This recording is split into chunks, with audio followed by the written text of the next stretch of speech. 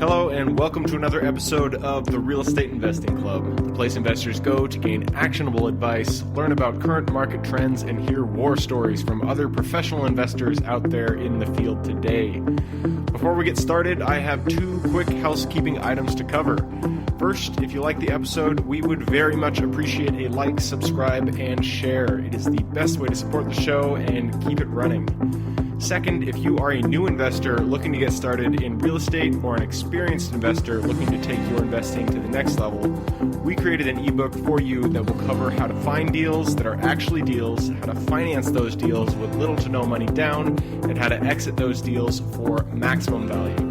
On top of that, I throw in an insane amount of free bonuses that you'll have access to once you buy the ebook. All we charge is our admin cost to keep the show running. So, if you're serious about real estate investing and want to create both active and passive income as an investor, head on over to the website at therealestateinvestingclub.com and click on the button that says Get the ebook to grab yourself a copy today. So with that said, let's dive right in. Today we have a very special guest with us, ready to drop some investor knowledge on you. So buckle up, grab your pen and paper, and enjoy the ride.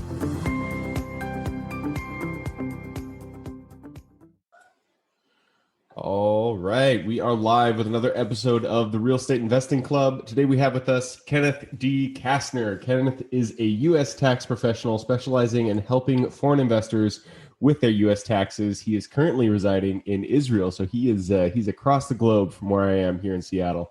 Kenneth, thank you for hopping on the show today. How are you? My pleasure. I'm doing great. Thanks. How are you, Gabe? I'm doing good. We always start out with stories here on the show, so if you could take us back to the beginning. How did you get started as a tax professional here in the real estate sphere? All right. Well, yeah, like you mentioned, I'm a tax accountant specializing in real estate for foreign investors. It's a specific niche. The way I got here is a little interesting. Back in 2012, I was working for Ernst & Young in the international tax department. I was providing tax consulting to companies, sending employees on relocation assignments around the globe. And at the time, there were two senior managers in the tax department who also happened to live in my neighborhood. And they decided to start their own tax firm, U.S. tax firm, in the basement of one of the partners' houses. And after a few months, starting basements, it's a recipe for success there. It definitely is. And like you said, it really was a success. After a few months, their real estate tax department started to grow, and they asked me to join them. So the rest is history. I managed that tax department as it continued to grow until it was bought out eventually 5 or 6 years later by a larger firm called UHY. And I headed also the successful transition and the merge of the teams between the two firms. That took about 6 months. And once they were settled, I left to start my own firm, this time an online firm, also in my basement because it's online. And to accommodate the ever-changing world, especially now in the wake of COVID-19. Yeah, absolutely. COVID-19, the basement business is the de facto standard for these days. So that's awesome. You got started. Sounds like you were at E&Y. You were working as a tax professional. You followed some of your mentors or somebody in your business who started the business, helped them grow it, decided to do it yourself, and now you're doing the same thing except for online only. And when you started, was it specializing in international helping foreign investors invest in the United States, or was it only were you in the United States at the time? Yeah, no, I was not in the U.S. at the time. I was in Israel, but I was helping mostly Israelis who have investments in the U.S. I was helping them with their tax with all their tax needs. And that's what I'm doing now also. So, the same thing I've been doing for the last, 7-8 years. I'm just doing it under a different name. So you are the consummate professional. I love it. I like people who are niched down to the point where they know something backwards and forwards. And it sounds like that's where you're at right now with international investing. Exactly. So first question I'm going to ask, sorry, my throat is having problems today. First question I'm going to ask is pretty self-explanatory, but I'm going to ask it anyways. You help people invest in the U.S. Why do you find people are interested in the U.S. specifically? Oh, that's a great question. I'll just make sure that you understand that I'm not on the investment side. So, people that invest, they do it for whatever reasons they have. Obviously, they feel that it's a good investment over there. Not just Israelis, people from all over the world have been investing in the U.S. I think it started, really to peak, after the 2008, meltdown in the U.S. And after that, people felt there was a big opportunity to invest and to hold on to it as the value started to rise again. And then it just became just more popular and popular. It seems to be a better return on their investment than they can get anywhere in the banks or any interest. So it just came out that way, and I jumped on that train to help them out. If they're doing it anyway, why not make it my business to make sure they get there safely in terms of the tax. Yep, absolutely. And especially I'm just thinking, like, here in Seattle since 2008, our prices have just, I don't know, it has to have doubled. I don't know the actual numbers, but it has to have doubled. So it would make sense for an international, somebody living outside of the U.S. to want to park their money here in the U.S. But We're not here to talk. We're here to talk specifically about tax advantages. So tell us, the tax side of real estate investing is something that I am not an expert on at all. In fact, I know very little. I know less than I should know about the intricacies of tax when it comes to real estate. So from somebody who's outside of the United States looking to invest in the United States, what are the things that they need to consider, and what are the kind of hoops that they need to jump through in order to do it successfully from a tax perspective?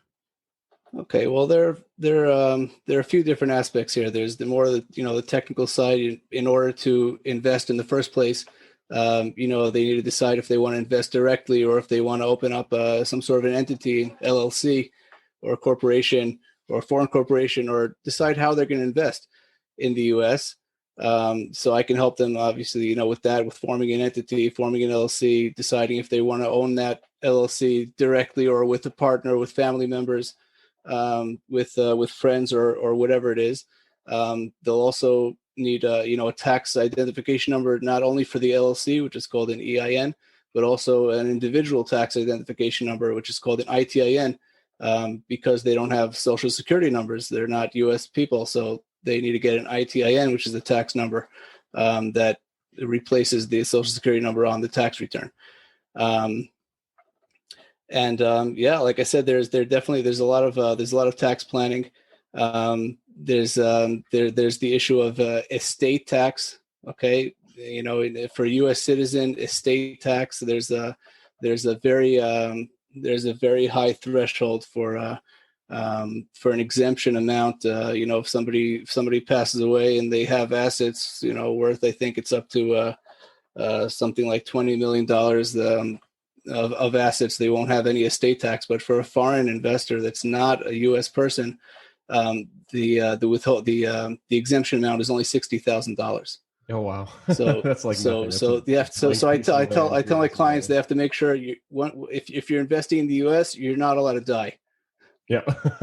Okay, that's it. Sense. Either that or obviously there are some ways to mitigate the risks. So those are things that we make sure to discuss. So going back to some of those things could be costly also. So the investment companies sometimes don't like when I talk about the estate tax planning issues, because sometimes it deters them from the investment itself. But it really shouldn't, because there are plenty of advantages as long as you're aware of it going in. And you understand the risks, and you choose a method to mitigate that risk. Then if a tax is the thing that kills your deal, then you probably don't have a deal in the first place. So that makes exactly sense. Exactly. So going back to you talked about which people deciding which type of entity they want to create, LLC, S corp, whatever that whatever it may be. What do you guys recommend generally? So I always tell my students and myself, I always put properties in LLCs But I know there's different methodologies out there, different schools of thought. So how do you mentor people into creating the entity, and which one do you suggest they create? Okay, so that's really an individual question, because it really has a lot of different aspects, not just tax aspects, but also familial aspects, different legal aspects, different preferences. First of all, the S corp, interestingly, is not allowed for foreign people. It's only for U.S. citizens could apply an S corp.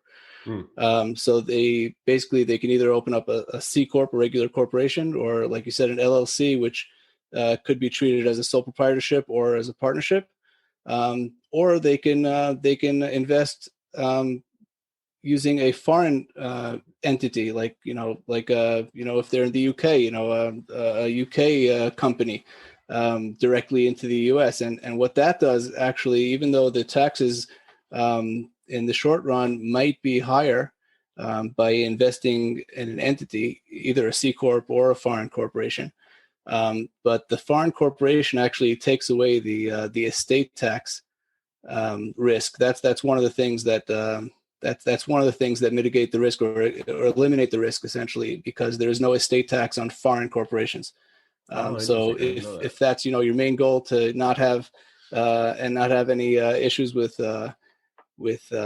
estate tax, then one of the ways to go would be a foreign corporation.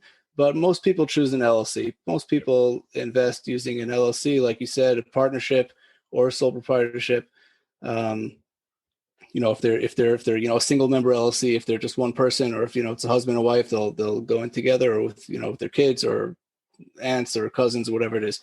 And that also, by the way, minimizes the risk of the estate tax, because essentially the more people that are investing in the same amount. Okay, if we're talking about the same amount, not each person adding more money, but if it's just one person, let's say investing, just for the sake of the example, $100,000. Okay, so if he invests together with his wife, that same $100,000, essentially $50,000 for each of them. So they're under the threshold of the $60,000 estate tax. Okay, so as the numbers go higher, they would theoretically need more and more people to be in that partnership in order to keep that estate tax under control. But obviously, when we get into the millions, then it's then we're talking about different solutions, like trusts and things like that, which are more costly, but are more worth it at that time if we're talking about higher value of assets. That makes sense. So why would someone choose a C corp over an LLC? What is the situation where that would make sense?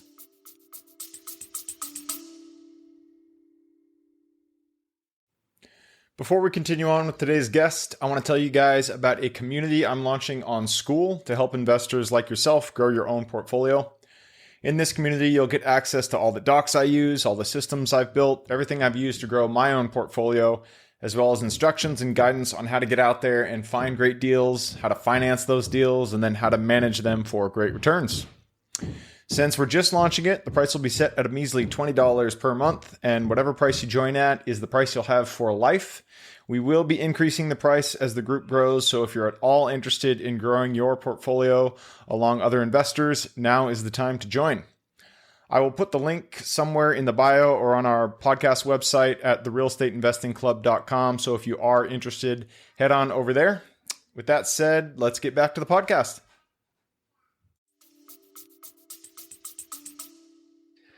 There are a few reasons where that would make sense. The C corp allows the investor to be a little more anonymous, because in a partnership, in an LLC, everything flows directly to the partners, and it's taxed on an individual level, which is good and bad. It's usually good from an income tax perspective, but in terms of anonymity, it's a little less preferable for some people that just like to stay in the shadows for whatever reason. In the C corp, unless they own above a certain percentage of the C corp, then their name doesn't appear anywhere. So if you have a group of investors and they go invest in a C corp, And I think it's 15 or 20%. If they have less than that ownership, then they won't be anywhere. And just people like themselves private. That's one thing. Another thing is that with the C corp, they could utilize the 1031 exchange. This is something a little interesting that many people don't know. Obviously, you're familiar with the 1031 like kind exchange. Mm-hmm. Doing that right now, actually. That's very popular with investors, real estate investors. But with a lot of foreign investors, that's 1031 exchange is a really bad idea because in their home country, depends on the country, obviously, but in their home country, very often the tax authorities in their country, since they're a tax resident and where they live, they also have to report to their own country, and their country does not recognize the tax deferral of the 1031. So they will have to pay. They would have to pay the capital gains tax in their home country, even though they can't offset it against the capital gains tax in the U.S. because it was deferred to a different year. And then by the time they end up paying that in the U.S., then it'll be a different tax year, and they won't be able to offset that gain, that tax credit, the foreign tax credit, and it's just a total disaster. They'll end up paying double tax. So that's something to keep in mind. And one way to avoid that and to be able to utilize the 1031 is to invest through a corporation. Because the corporation can do the 1031 exchange, not on the individual level, and then it doesn't come to the individual in his home country until he or she takes out dividends from the C corp, and and only at that point they'll be taxed in their home country. So before they take out any dividends, everything's still in the company in the C corp. They can do whatever tax deferral plans, 1031 exchanges, whatever it is. And only 10 years later, when they want to take out money, then they take out dividends and they'll pay whatever tax they have. That's interesting. I didn't actually know that. So I'm assuming, or maybe I'm assuming incorrectly here, but does it work in the reverse direction? Like I'm considering purchasing property in Spain and Central America. Is that same thing applicable if I were to do a 1031 from a property here in the United States? I'm assuming that I would basically have to pay, or if I bought a property in say Spain and then I sold it, I'm assuming I would have to pay double taxes if it wasn't in a C corp, correct?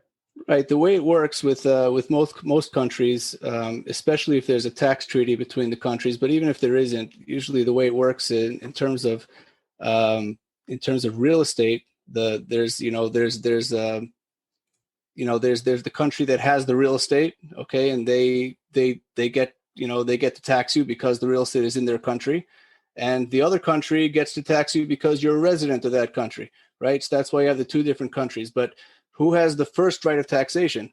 Okay, the first right of taxation goes to whichever country the real estate is physically in. Okay, so if you're talking about real estate in the U.S., will have the first right of taxation. If the real estate is in Spain, then Spain will have the first right of taxation. And then, whatever else, then you look at the other country and you see, okay, calculate the tax in the other country, and you can use the foreign tax. Okay, let's say, in Spain you're talking about, so you'll take that tax that you paid in Spain as a credit against the tax that you'd have to pay in the U.S., and that way you won't have double tax. But yeah, if you're going to be playing around doing tax deferral stuff and things like that are only recognized in one country, not in the other, then you'll definitely have that issue. That makes sense. All right. Well, hey, we are closing in on the 20-minute mark, so I got to push us into the quick question round. And that always starts with books. I like to ask people about their favorite books, and I want 2 book recommendations, one for the topic that you're talking about. So it could be specifically to tax, or it just could be just investing in general, and then one on general life wisdom. Well, this is not going to be a popular answer, but I'm not a big book person. Okay, so I don't have any recommendations for specific books. If you want my recommendation, I'll tell you, read the Bible. It has all the answers in there. There you go. The Bible is a good recommendation. It's widely known, and I'm sure you'll be able to find a copy out there somewhere. The next question. Bestseller. Exactly. The next question is for your younger self. So if you could go back to the Ken who is just getting started in taxation, specializing in real estate, and give him one piece of advice moving forward, what would that be? Oh, I'll tell you I would say work hard and at the same time trust in God. Okay, you do your part and he will do his. A lot of people have all this, anxiety, and it really stifles their growth. Anxiety is not going to help anybody. You do what you can, and God will do his part. Yep, got to have faith that things will work out for the better in the end. Next question is an opportunity for you to flex your muscles. Give us, boast a little bit about yourself. So, what are you absolutely kick-ass at? What is your superpower? All right, I think that's what we mainly touched on this entire time here. My niche is specifically foreign investors in U.S. real estate. All right, that's my specialty. I don't really deal with almost anything else. That's what I focus on. That's what I research. That's what I've been doing the last 7-8 years, and I love it. I like helping the investors that are not familiar with the system, and help them navigate the system from A to Z. I know the time is running out, so people can hop onto my website if they want. Kastner Tax Solutions. That'll be the very last question I ask. So I got one more question before that. All right. This one's about habits. Habits are the foundation of our life. So if you could point to one habit that you feel has contributed the most to your overall well-being and success, what would that be? I would say that's attention to detail. I know it's maybe like a cliche, the accountants, have to have attention to detail, but it really is true. I don't leave any stones unturned. Many people say it's better for a business to focus on, only in the big things, but I think that's a mistake. The fact that I take small things seriously, clients really appreciate that, and that leads to success. You never know, if you ignore a small client now, you might end up losing a big client later because of it. Absolutely. No, it takes all different types of brains to make something successful. The attention to detail people are as integral as the big picture as well. So now we're on to the last question, and this one is the one that you're getting into. If somebody wanted to get in contact with you, you've given us a lot of good advice about taxation. So I'm sure people out there, they want to reach out. So what's the best way for them to get in contact with you? I think the easiest way is to look me up on LinkedIn. Kenneth Kastner. It's the simplest thing. Or visit my website, Kastner Tax Solutions. That's one word, KastnerTaxSolutions.com. All right. And that is KASTNER taxsolutions.com. So Correct. Go ahead and reach out to Kenneth there. I will put his URL in the show notes. So if you click that little more in the description, it'll pop down the full description. You'll be able to find Kenneth's link there. Click through, say hi, and ask him a few questions about taxation.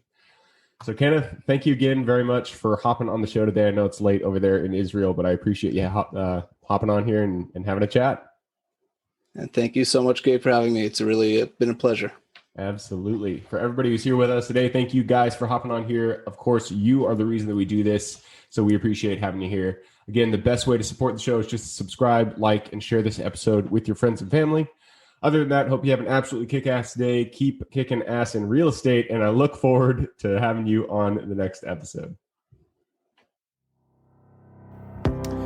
Thank you for joining us for another episode of the Real Estate Investing Club. I hope you guys enjoyed the episode and were able to pull some actionable advice that you can go home with and apply to your own investing business. Before you go, I have a gift for you. If you're a new investor looking to get started or an established investor looking to take your business to the next level, I've created an ebook just for you available on the website. This ebook will cover how I was able to create both active and passive income in real estate with very little money to start with. In it, I will address the 3 most often cited obstacles new and veteran investors run into by showing you how to find a deal that's actually a deal, how to finance that deal with little to no money down, and how to exit a deal for maximum value. And if you get the ebook today, I'm going to bury you in bonuses, 7 of them to be exact. The First, you'll get the off-market lead generation blueprint, which will take you through the exact systems and processes we use to generate off-market leads like clockwork, which is the most important skill when it comes to creating real wealth in real estate. Then you'll get the A to Z REI systems and vendors guide, which will allow you to peek under the hood of our business and see the exact tools and systems and even the vendors we use to grow our business.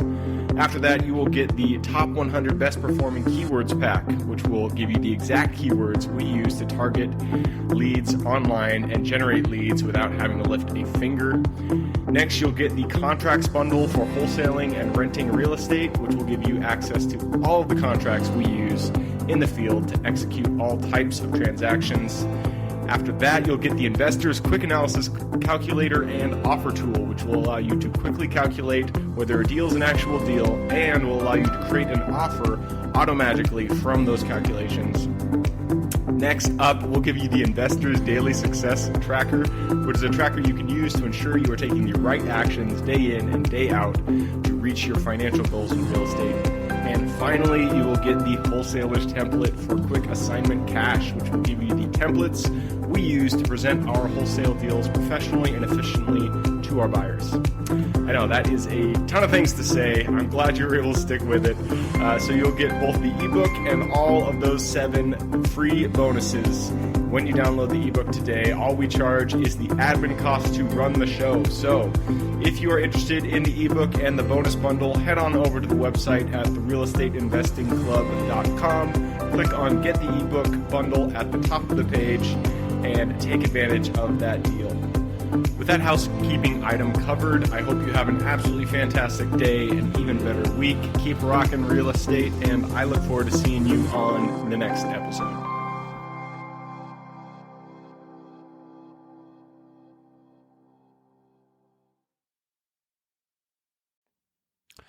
All right, before I officially sign off, I have a quick announcement to make. If you're interested in becoming a passive investor in one of my deals, my own company, Kaizen Properties, is looking for capital partners for our upcoming projects. We invest in what are known as recession-resistant assets, mainly self-storage facilities, mobile home and RV parks, and industrial properties. If you're interested in investing and would like to learn a little bit more about my company, our investing criteria, and some of the previous projects we've done, go to the Real Estate Investing Club podcast at therealestateinvestingclub.com and scroll all the way down to the bottom of the page. Click on the Invest With Us button. That'll pop up the investor form. Fill that out, and we will reach back out to you as soon as we can. Or if you prefer a little bit more of a personal touch, you can reach out to me at gabe@therealestateinvestingclub.com. So really, that is it. Again, it was a pleasure hanging out with you guys during this episode, and I look forward to seeing you on the next episode.